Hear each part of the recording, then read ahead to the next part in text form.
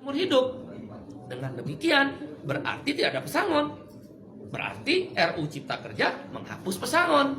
Itu jelas di situ dikatakan. Bahkan penghargaan masa kerja dalam undang-undang sebelumnya nomor 13 diturunkan nilainya, dan penggantian hak buruh dihapus. Balik ke kesepakatan pasti pengusaha menolak. Jelas pesangon hilang. Yang ketiga adalah penggunaan outsourcing yang masif. Yang sebelumnya outsourcing hanya 5 jenis pekerjaan. Sekarang diperbolehkan. Sekarang semua jenis pekerjaan dan tidak ada batas waktu. Seumur hidup anak kita, para ibu yang susah-susah menyekolahkan anaknya, yang berjibaku pontang-panting mencari rezeki tambah menyekolahkan anaknya, negara membuka ruang. Para agen, saya quote and quote, bukan berarti seperti itu, tapi quote and quote tanda petik, menjual buruh kepada pengusaha-pengusaha yang serakah itu. Karena sekarang bisa melalui agen bebas seumur hidup dan tidak jelas masa depannya. Yang keempat adalah alasannya karyawan kontrak sekarang bebas. Dulu karyawan kontrak harus ada persyaratan. Boleh menggunakan karyawan kontrak kalau paling lama 3 tahun pekerjaan itu. Jenis pekerjaan tertentu untuk pre-pro, bukan mass product, bukan produksi massal dan sebagainya. Sekarang syarat itu dihapus, dibolehkan menggunakan karyawan kontrak semua jenis pekerjaan dengan batas waktu tidak tertentu. Wahai ibu-ibu dan bapak-bapak, anak-anak kita terancam dengan masa depannya yang dikontrak seumur hidup tanpa kejelasan nasibnya dan di outsourcing seumur hidup melalui para agen-agen pekerja yang menampung pekerja itu. Berbahaya buat negara ini, terlalu liberal, tidak ada perlindungan negara kepada rakyatnya.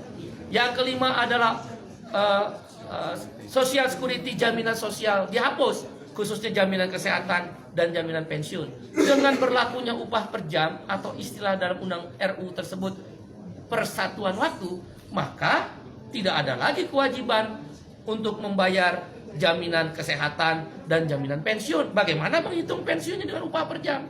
Ditambah dengan adanya outsourcing dan karyawan kontrak yang bebas. Siapa yang bayar jaminan pensiun para buruh dan pekerja itu? Dunia pekerjaan Indonesia terancam. Pekerja-pekerja lokal terancam. Ditambah yang keenam alasannya adalah tenaga kerja asing. Dulu harus mendapatkan izin menteri. Sekarang hanya sekedar pengesahan tanpa perlu izin menteri. Siapa yang kontrol bahwa buruh kasar tenaga kerja asing bisa masuk? Sekarang saja yang ada izin tertulis menteri bisa hilang. Bisa banyak orang buruh kasar tenaga kerja asing masuk. Sudahlah outsourcing, sudahlah kontrak bebas, sudahlah upah murah, sudahlah masa depan tidak ada. Buruh-buruh asing bisa bekerja di startup. Startup dan lembaga pendidikan sekarang bebas untuk memakai jasa tenaga kerja asing. Itu berbahaya, mengancam pekerja lokal. Yang ketujuh adalah yang kita sebut dengan waktu kerja. Sekarang ini maksimal adalah 7 jam sehari dalam 6 hari kerja, Senin sampai Sabtu, atau 8 jam sehari dalam 5 hari kerja, Senin sampai Jumat. Dalam RUU Cipta Kerja dihapus semuanya. Hanya dikatakan maksimal 40 jam seminggu. Berarti orang boleh bekerja, buruh dipaksa bekerja 14 jam seminggu. Dan buruh tidak diberi waktu istirahat, karena lemburnya boleh 18 jam dalam sehari. Dalam seminggu, maksud saya 18 minggu. Waktu kerjanya tidak lagi 7 jam atau 8 jam. Ini berbahaya untuk masa depan perlindungan kaum buruh. Dan hal-hal lainnya adalah sanksi pidana dihapuskan dengan RUU Cipta Kerja yang baru ini. Orang tidak bayar, pengusaha tidak bayar upah, tidak ada sanksi pidana. Terlambat bayar upah, tidak ada larangan.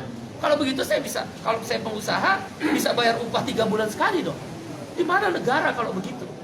Kalau memang tujuannya investasi, kenapa tidak ada perlindungan? Kita setuju investasi, yang tidak kita setuju adalah tidak ada perlindungan. Dan kemudian hal lainnya yang ke-9 adalah bahwa PHK jadi mudah sekarang. Nggak perlu lagi ada negosiasi dan perundingan dengan serikat buruh. Langsung ke PHI dan PHI bisa langsung memutuskan Pengadilan Hubungan Industrial. Jadi karena itu kami berpendapat 9 alasan KSPI menolak RUU Cipta Kerja yang sudah resmi diserahkan DPR akan dilakukan perlawanan. Bagaimana kalau kemudian DPR tetap mengesahkan RUU tersebut? Ada 3 langkah yang kami lakukan. 1, aksi besar-besaran selama pembahasan di DPR, maupun kalaulah dipaksa untuk disahkan yang merugikan buruh tadi. Aksi nasional, aksi daerah, bahkan tidak menutup kemungkinan aksi yang melibatkan komponen yang lebih luas. Kawan-kawan mahasiswa, mereka terancam. Begitu masuk pasar kerja, tidak punya masa depan. Para ibu-ibu, bapak-bapak terancam karena mengeluarkan biaya tinggi untuk menyekolahkan anaknya. Tidak punya kepastian masa depan untuk anak-anaknya. Para pemuda-pemuda dan pemudi terancam. Nggak mungkin mau menikah karena outsourcing dan karyawan kontrak. Indonesia terancam, darurat terhadap kesejahteraan Indonesia. Dan karena itu, aksi besar-besaran melibatkan semua masyarakat yang lebih luas dan masif akan dilakukan. Di DPR, di pemerintah, di daerah, bahkan boleh jadi secara nasional akan dilibatkan aksi yang lebih besar-besaran. Menghentikan produksi, kalau memang